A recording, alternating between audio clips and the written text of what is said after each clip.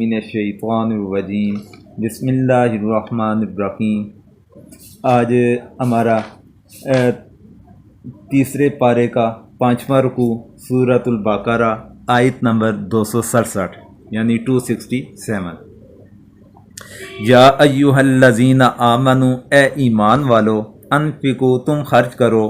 من طیبات، پاکیزہ چیزوں سے، ما کسبتم، جو تم کماؤ، ومما اخرجنا، اور جو ہم نے نکالا، لکم، تمہارے لیے، من الارض، زمین سے، ولا تیمموا، اور نہ ارادہ کرو، خبیثہ، گندی چیز، منہ، اس سے، تنفقون، تم خرچ کرتے ہو، ولستم، جب کہ تم نہیں ہو، بآخذیہ، اس کو لینے والے، الا، مگر، ان تغمضوا، یہ کہ تم چشم پوشی کرو، فیہ، اس میں، وَاعْلَمُوا، اور تم جان لو، ان اللہ، کہ اللہ، غنی، بے نیاز، حمید، خوبیوں والا ہے۔ یا ایھا الذین آمنوا انفقوا من طیبات ما کسبتم، اے ایمان والو، تم خرچ کرو ستھری چیزیں اپنی کمائی میں سے، وَمِمَّا أَخْرَجْنَا لَكُم مِّنَ الْأَرْضِ، اور اس چیز میں سے کہ جو ہم نے پیدا کیا تمہارے واسطے زمین سے، وَلَا تَيَمَّمُوا الْخَبِيثَ مِنْهُ تُنْفِقُونَ، اور قصد نہ کرو گندی چیز کا اس میں سے کہ اس کو خرچ کرو، وَلَسْتُمْ بِآخِذِيهِ إِلَّا أَن تُغْمِضُوا فِيهِ، حالانکہ تم اس کو کبھی نہ لوگے مگر یہ کہ چشم پوشی کر جاؤ، وَاعْلَمُوا أَنَّ اللَّهَ غَنِيٌّ حَمِيدٌ، اور جان رکھو کہ اللہ بے پرواہ ہے، خوبیوں والا۔ اب یہاں سے 5واں رکوع کا آغاز ہوتا ہے، تو اس سے قبل جو رکوع، چوتھا رکوع تھا، اس میں اللہ تعالیٰ کے راستے کے اندر خرچ کرنے کے لحاظ سے بیان ہوا۔ اب اسی سے متعلقہ امور کا مزید بیان اس رکوع کے اندر اللہ تبارک و تعالیٰ نے ذکر فرمایا۔ تو شان نزول سے طیب کے معنی عمدہ کیے گئے ہیں، یعنی کہ عمدہ کے معنی کے اندر اس کا استعمال کیا گیا ہے، طیب کا۔ تو پھر اس کے بعد آگے دیکھیں تو کیونکہ بعض لوگ خراب چیزیں لے کر آتے تھے، اس پر یہ آیت نازل ہوئی، اور بعض نے عموم لفظ طیب کی تفسیر حلال سے کی ہے، کیونکہ پوری عمدہ جب ہی ہوتی ہے جب حلال بھی ہو۔ پس اس بنا پر دیکھا جائے آیت میں اس کی بھی تاکید ہوگی، اور پہلی تفسیر پر دوسرے دلائل سے اس کی تاکید کو ثابت کیا جائے گا۔ یعنی کہ طیب کا جو لفظ اللہ تبارک و تعالیٰ نے اس آیت کریمہ کے اندر ذکر فرمایا، تو بعض اسے مخصوص معنی کے اندر استعمال کرتے ہیں کہ عمدہ کے معنی کے اندر، اور بعض مفسرین نے اسے عمومی معنی کے اندر لیا کہ اس کے اندر کہ عمدہ چیز بھی ہو اور عمدہ کے ساتھ ساتھ حلال بھی ہونی چاہیے۔ اس لحاظ سے دو چیزیں وہ بعض مفسرین کرام اس سے لیتے ہیں۔ پھر آگے اللہ تبارک و تعالیٰ نے ذکر فرمایا، لا تیمموا الخبیث منہ تنفقون، عمدہ نکمی چیز کے خرچ کرنے پر یہ آیت کریمہ کا حصہ بھی دلالت کر رہا ہے کہ جس کے پاس اچھی چیز ہو ہی نہیں، وہ اس ممانعہ سے بری ہے۔ یعنی کہ ایک بندہ ہے، اس کے پاس اچھی چیز بھی ہے، بری چیز بھی ہے، وہ اگر نکمی چیز اللہ کے راستے میں خرچ کرتے ہے، اس کے پاس وہ ہے ہی نکمی چیز، تو وہ کرے گا تو اسے اجر و ثواب ملے گا۔ اور ایک بندہ ہے جس کے پاس دونوں چیزیں ہیں، تو وہ پھر اگر نکمی خرچ کرے گا تو اس کے لیے یہاں پر اللہ تبارک و تعالیٰ کا یہ حکم اس کا نفاذ ہوگا۔ تو پھر اس سے ایک اور مسئلہ بھی اخذ ہوتا ہے کہ جو فرمایا گیا، وَمِمَّا أَخْرَجْنَا لَكُم مِّنَ الْأَرْضِ، تو جو کچھ زمین سے نکلتا ہے، تو اس سے مفسرین اکرام فرماتے ہیں کہ اس سے عشر واجب ہے۔ اللہ تبارک و تعالیٰ نے عشر کے لحاظ سے ادھر اشارہ دے دیا کہ زمین کی فصل سے عشر کا نکالا جانا یہ واجب کے درجے کے اندر آ جاتا ہے، یہاں پر اللہ تبارک و تعالیٰ کی طرف سے اس کا حکم آ گیا۔ تو پھر اس کے بعد عشر کے لحاظ سے دیکھا جائے، امام اعظم ابو حنیفہ رحمۃ اللہ علیہ فرماتے ہیں کہ اگر فصل کی مقدار قلیل ہو یا کثیر ہو، تھوڑی مقدار کے اندر فصل ہو یا زیادہ مقدار کے اندر ہو، تو جتنی بھی ہوگی اس سے عشر کا نکالا جانا ضروری ہے۔ جبکہ امام شافعی رحمۃ اللہ علیہ فرماتے ہیں کہ کم سے کم 5 وسق فصل ہوگی تو اس سے عشر نکالا جائے گا۔ تو پھر اس کے بعد اگلی آیت کریمہ کے اندر اللہ تبارک و تعالیٰ فرماتے ہیں کہ الشیطان یعیدکم الفقر، شیطان یعیدکم تم سے وعدہ کرتا ہے، فقرا تنگ دستی کا، ویأمرکم اور تمہیں حکم دیتا ہے، بالفحشاء بے حیائی کا، واللہ اور اللہ یعیدکم تم سے وعدہ کرتا ہے، مغفرہ بخشش، منہ اس سے، وفضلا اور فضل، واللہ اور اللہ واسع وسعت والا، علیم جاننے والا ہے۔ الشیطان یعیدکم الفقر ویأمرکم بالفحشاء، شیطان وعدہ دیتا ہے تم کو تنگ دستی کا اور حکم کرتا ہے بے حیائی کا، واللہ یعیدکم مغفرۃ منہ وفضلا اور اللہ وعدہ دیتا ہے تم کو اپنی بخشش اور فضل کا، واللہ واسع علیم اور اللہ بہت کشائش والا ہے، سب کچھ جانتا ہے۔ اب اللہ تعالیٰ اس آیت کریمہ کے اندر فرماتے ہیں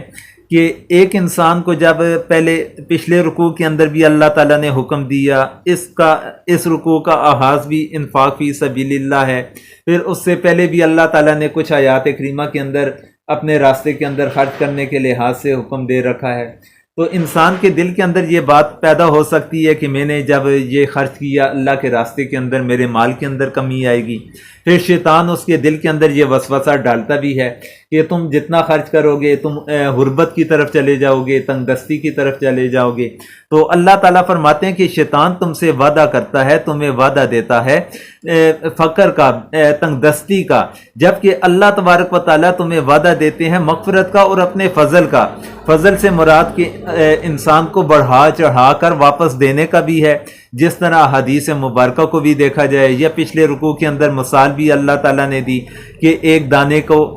دانہ جب کاشت کیا جائے تو اس سے پھر 700 دانے تک بڑھ جاتے ہیں۔ تو یہ اللہ تبارک و تعالیٰ کا ایک طرف وعدہ ہے اور دوسری طرف شیطان کا وعدہ ہے، اور اللہ تعالیٰ کا وعدہ کبھی بھی جھوٹا نہیں ہو سکتا۔ پھر آگے فرمایا یؤتی الحکمۃ من یشاء، یوتی وہ عطا کرتا ہے حکمت دانائی، من یشاء جسے وہ چاہتا ہے، ومن اور جسے یوتا دی گئی حکمت فقد اوتی تحقیق دی گئی خیرہ بلائی کثیرہ بہت، وما اور نہیں یذکر نصیحت قبول کرتا الا سوائے اولو الالباب عقل والے۔ یؤتی الحکمۃ من یشاء عنایت کرتا ہے سمجھ جس کو چاہے، وَمَن یُؤْتَ الْحِکْمَةَ فَقَدْ أُوتِیَ خَیْرًا کَثِیرًا اور جس کو سمجھ ملی ہے اس کو بڑی خوبی ملی، اور نصیحت وہی وَمَا يَذَّكَّرُ إِلَّا أُولُو الْأَلْبَابِ اور نصیحت وہی قبول کرتے ہیں جو عقل والے ہیں۔ اللہ تبارک و تعالیٰ نے اب اس آیت کریمہ کے اندر حکمت کے بارے میں ذکر فرمایا۔ لفظ حکمت قرآن مجید کے اندر بار بار استعمال ہوا، ہر جگہ اس کی تفسیر میں مختلف معنی بیان کیے گئے۔ تفسیر بحر محیط میں اس جگہ تمام اقوال مفسرین کو جمع کیا ہے، وہ تقریباً 30 کی تعداد بنتی ہے، مگر آخر میں فرمایا کہ در حقیقت یہ سب اقوال متقارب ہیں، ان میں کوئی اختلاف نہیں، یعنی قریب کے معنی کے اندر ہیں، صرف تعبیرات کا فرق ہے، کیونکہ لفظ حکمت احکام بالقصد کا مصدر ہے، جس کے معنی ہے کسی عمل یا قول کو اس کے تمام اوصاف کے ساتھ مکمل کرنا۔ اس لیے بحر محیط میں آیت بقرہ آتاہ اللہ الملک والحکمہ جو حضرت داؤد علیہ السلام کے متعلق ہے، اس کی تفسیر میں فرمایا کہ حکمت کے اصل معنی ہر شے کو اس کے مال میں رکھنے کے ہیں، اس کا کمال صرف نبوت سے ہو سکتا ہے، اس لیے یہاں حکمت کی تفسیر نبوت سے کی گئی۔ امام راغب اصفہانی نے مفردات القرآن میں فرمایا کہ لفظ حکمت جب حق تعالیٰ کے لیے استعمال کیا جائے تو معنی تمام اشیاء کی پوری معرفت اور مستحکم ایجاد کے ہوتے ہیں، اور جب غیر اللہ کی طرف اس کی نسبت کی جائے تو موجودات کی صحیح معرفت اور اس کے مطابق عمل مراد ہوتا ہے۔ تو اس لحاظ سے دیکھا جائے یہ حکمت کے لحاظ سے تو اللہ تبارک و تعالیٰ نے یہاں پر واضح فرمایا کہ جسے حکمت عطا کی گئی اسے خیر کثیر عطا کی گئی۔ آگے اللہ تعالیٰ فرماتے ہیں وما انفقتم من نفقہ، وما انفقتم اور جو تم خرچ کرو گے، من نفقاتن کوئی خیرات سے، او نظر تم یا تم نظر مانو، من نظر کوئی نظر، فإن اللہ تو بے شک اللہ یعلمہ اسے جانتا ہے، وما اور نہیں للظالمین ظالموں کے لیے من انصار کوئی مددگار۔ وما انفقتم من نفقۃ او نذرتم من نذر، اور جو خرچ کرو گے تم خیرات یا قبول کرو گے کوئی منت، فإن اللہ یعلم تو بے شک اللہ کو سب معلوم ہے، وما للظالمین من انصار اور ظالموں کا کوئی مددگار نہیں۔ اب اس آیت کریمہ کے اندر اللہ تبارک و تعالیٰ نے انسان کے جو خرچ کرنے کا انداز ہے اس کے بارے میں ذکر فرما دیا کہ تم اپنے مال سے جتنی بھی مذکورہ شرائط اس سے پہلے ذکر ہو چکی اس کو مد نظر رکھتے ہوئے تم خرچ کرو گے، تو پھر اسی طریقے سے اگر تم نے نظر کو پورا کر لیا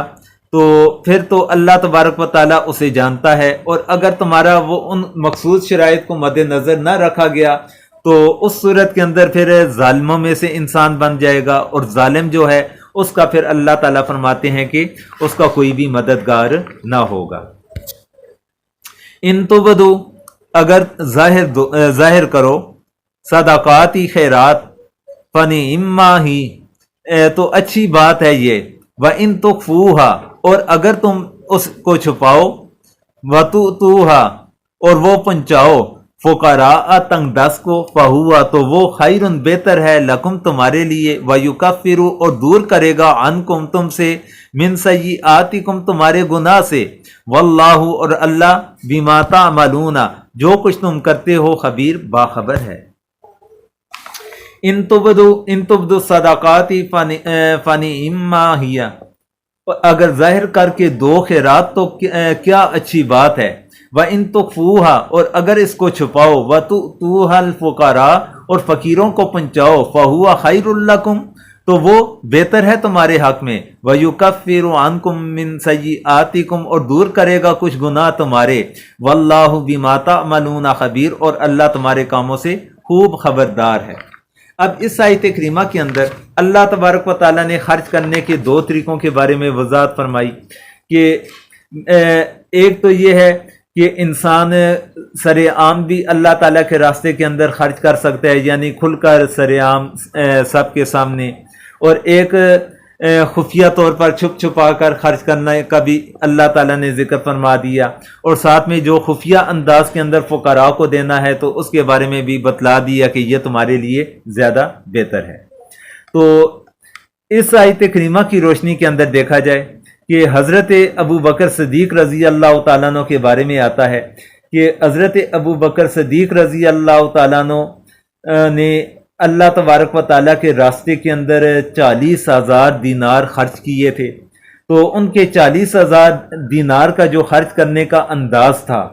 تو اس کے بارے میں مفسرین کرام فرماتے ہیں کہ یہ آیت کریمہ یا اس سے آگے والی 2-3 آیات کریمہ اس کی روشنی کے اندر یہ حکم حضرت ابو بکر صدیق رضی اللہ تعالیٰ عنہ نے عمل فرمایا تھا کہ انہوں نے 10,000 دینار یہ رات کے وقت خرچ کیے تھے کہ فقراء کے اندر تقسیم کیے، 10,000 دینار دن کے اندر انہوں نے خرچ کیے تھے، 10,000 دینار خفیہ انداز کے اندر، اور 10,000 علانیہ طور پر انہوں نے اللہ کے راستے کے اندر خرچ کیے تھے۔ یعنی انہوں نے اپنے مال و دولت کو جو اللہ کے راستے میں خرچ کیا 4 حصوں کے اندر تقسیم کر لیا۔ یہاں پر 2 صورتیں بیان کی گئی کہ خفیہ انداز کے اندر اور اعلانیہ انداز کے اندر۔ پھر آگے اللہ تعالیٰ فرماتے ہیں لیسا علیکا نہیں آپ پر، ہداہم ان کو ہدایت دینا، ولیکن اللہ اور لیکن اللہ یہدی ہدایت دیتا ہے، من یشاء جسے وہ چاہتا ہے، وما تنفقوا اور جو تم خرچ کرو گے، من خیر مال سے، فلانفسکم تو اپنے واسطے، وما تنفقون اور نہ خرچ کرو الا مگر ابتغاء حاصل کرنا وجہ اللہ اللہ کی رضا، وما تنفقوا اور جو تم خرچ کرو گے، من خیر مال سے، یوفا پورا ملے گا، الیکم تمہیں، وانتم اور تم لا تظلمون نہ زیادتی کی جائے گی تم پر۔ لیسا علیکا ہداہم خوب خبردار ہے تیرا ذمہ نہیں ان کو راہ پر لانا، ولیکن اللہ یہدی من یشاء، اور لیکن اللہ راہ پر لائے گا جس کو چاہے. وما تنفقوا من خیر فلانفسکم، اور جو کچھ خرچ کرو گے تم مال اسے اپنے ہی واسطے کرو گے. وما تنفقون الا ابتغاء وجہ اللہ، جب تک تم خرچ کرو گے اللہ ہی کی رضا جوئی کے لیے. وما تنفقوا من خیر یوفى الیکم وانتم لا تظلمون، اور جو خرچ کرو گے خیرات سے پوری ملے گی تم کو اور تمہارا حق نہ رہے گا. اب اس آیت کریمہ کے اندر اللہ تبارک و تعالیٰ نے ذکر فرمایا کہ حضور اکرم صلی اللہ علیہ وسلم کے بارے میں ایک وضاحت فرما دی کہ آپ کی یہ ذمہ داری نہیں کہ لوگوں کو راہ ہدایت کے اوپر لے کر آنا، کیونکہ راہ ہدایت کے اوپر لے کر آنے کی ذمہ داری وہ اللہ تبارک و تعالیٰ نے اپنے ہاتھ کے اندر رکھی. جسے چاہتے ہیں ہدایت دیتے ہیں، جسے چاہتے ہیں گمراہ کر دیتے ہیں. پھر اللہ تعالیٰ نے فرمایا کہ جو کچھ تم لوگ خرچ کرو گے وہ تم اپنے نفسوں کے لیے خرچ کرو گے، کسی کے اوپر احسان نہیں.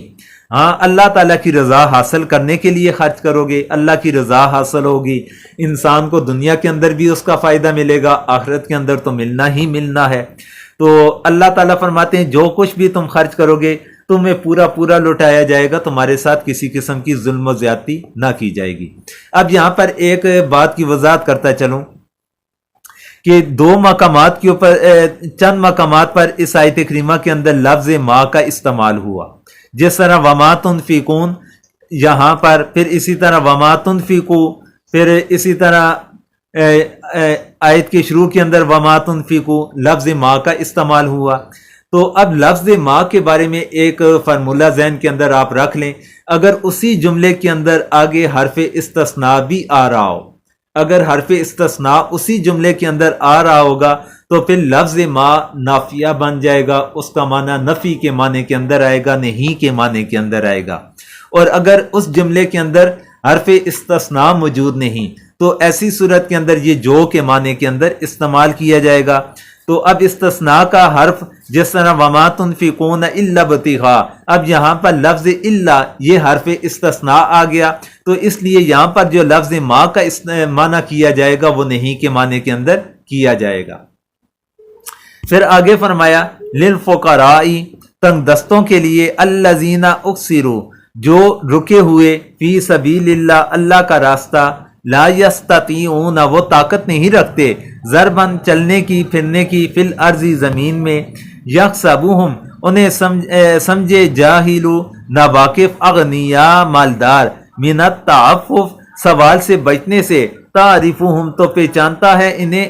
بسیماہم ان کے چہرے سے، لا یسألون وہ سوال نہیں کرتے، ناسا لوگوں سے، الخاف لپٹ کر، وما تنفقوا اور جو تم خرچ کرو گے، من خیر مال سے، فإن اللہ تو بے شک اللہ بھی اس کو علیم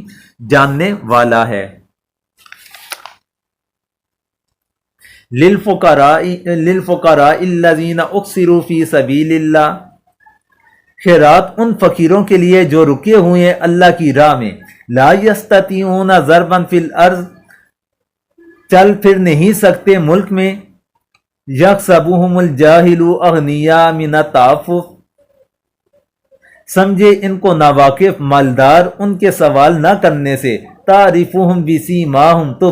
پہچانتا ہے ان کو ان کے چہرے سے، لا یسألون الناس الخافا نہیں سوال کرتے لوگوں سے لپٹ کر، وما تنفقوا من خیر اور جو کچھ خرچ کرو گے کام کی چیز، فإن اللہ بہ علیم تو وہ بے شک اللہ کو معلوم ہے. اب اس آیت کریمہ کے اندر اللہ تبارک و تعالیٰ نے ذکر فرمایا کہ یہاں پر اللہ تعالیٰ نے فقراء کے بارے میں ذکر فرمایا. تو فقراء سے مراد وہ لوگ ہیں جو دینی مشغولیت کی وجہ سے دوسرا کوئی کام نہیں کر سکتے. یہ مفسرین اکرام فرماتے ہیں کہ یہاں پر فقراء سے مراد دین کے اندر مشغول رہنے والے افراد مراد ہیں. پھر آگے جو فرمایا یحسبہم الجاہل اغنیاء من التعفف، اس آیت سے معلوم ہوا کہ اگر کوئی فقیر قیمتی کپڑے پہنے ہوئے ہو تو اس کی وجہ سے اس کو غنی نہیں کہا جائے گا بلکہ اس کو فقیر ہی کہا جائے گا. یعنی ظاہر کو ہم نے نہیں دیکھنا بلکہ حقیقت کو دیکھنا ہے کہ حقیقت کے اندر اس کا کیا معاملہ ہے، اور ایسے آدمی کو زکوٰۃ دینا بھی صحیح ہوگا. پھر آگے فرمایا تعرفوہم بسیماہم سے معلوم ہوا کہ علامات کو دیکھ کر حکم لگانا صحیح ہے، चुनाचे अगर कोई मुर्दा इस किस्म का पाया जाए कि इस पर जनार है, इसका खतना भी नहीं किया हुआ, तो इसको मुसलमानों के कब्रिस्तान में दफन नहीं किया जाएगा। यानी कि वो अपने ज़ाहिर से पहचाना जाएगा, ज़ाहिर के मुताबिक उसका ज़ाहरी तौर पर हमने हुक्म लगाना है, लेकिन हकीकत को भी देखने की, पहचानने की, परखने की कोशिश करनी है। तो अल्लाह ताला ने ऐसे अफराद की एक निशानी ये बतलाई कि ला यसअलून अन्नास इल्खाफा, कि वो लोगों से लिपट कर नहीं मांगते। तो ला यसअलून अन्नास, इस पर फिर बाज़ कहते हैं कि बाज़ हज़रात का यही कौल है कि कहते हैं कि अगर वो लिपट कर सवाल नहीं करते, बगैर लिपट कर अगर सवाल करें तो फिर क्या हुक्म होगा। तो इस पर जमहूर के नज़दीक इसके माना ये है कि वो सवाल बिल्कुल ही नहीं करते, इससे मुराद ये होगा यानी कि वो ना लिपट कर सवाल करते हैं, ना बगैर लिपट कर सवाल करते हैं, बल्कि वो सवाल बिल्कुल करते ही नहीं। तो ये था आज का हमारा 5वां रुकू सूरत तीसरे पारे का, जो इख्तिताम पजीर हुआ।